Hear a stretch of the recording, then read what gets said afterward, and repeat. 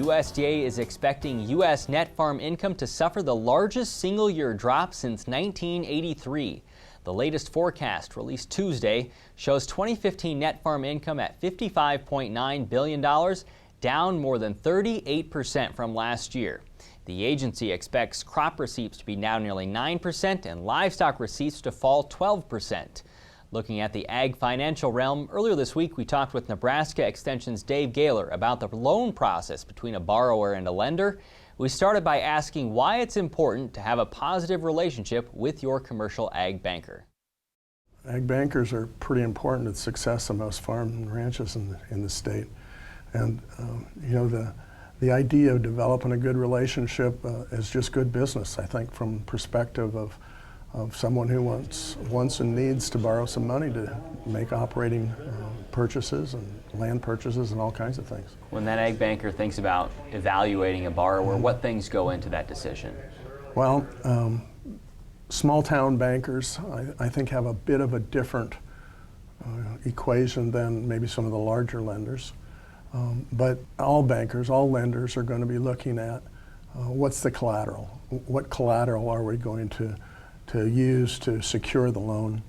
If for some reason the individual can't make the payments, what collateral is available to be liquidated and recover the costs? So collateral is going to be a big one. Cash flow is another one.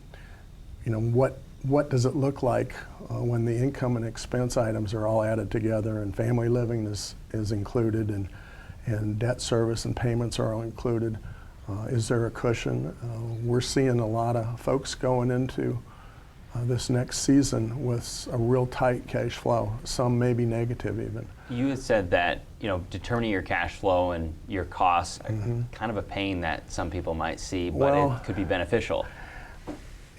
Some people will tell me, well, I have to do this for my lender.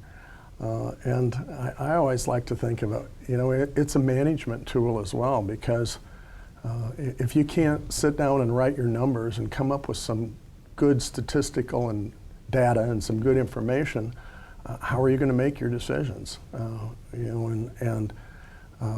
Coffee shop is one way, but there's lots of better ways, in my opinion, and doing a good set of books and a good set of cash flow projections, analyzing the balance sheet, looking at what the trends have been over the years and see which direction you're going. I think that's much sounder. With the tighter financial times that might be ahead and borrowers perhaps starting to crimp down a little bit, is there something that potential borrowers need to know about when they go into the bank or when they start to get everything together to think about applying for a loan?